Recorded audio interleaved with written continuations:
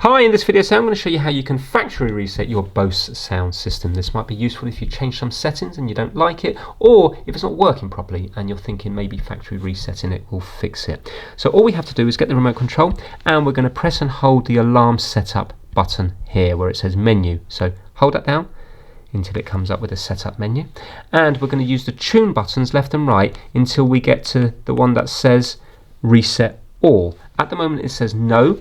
If we were to hit the thumbs up button, the time positive button here, it will go to yes. It will then say press preset 3 to confirm. So if we hit the button 3 here, it says reset complete, and now it will turn off. Look as well, it's nice and bright at the moment. That's because I've got it on setting 15. When it comes back on, can you see it's not as bright?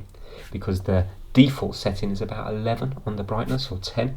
So you can see now that it turned itself off, it's coming back on. It has now been factory reset. So all those settings that were on there are no longer on there. It's the same as unboxing it from first use.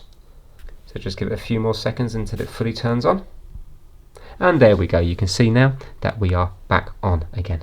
Now remember, this video has only shown you how to reset the sound system itself, not the pedestal at the bottom.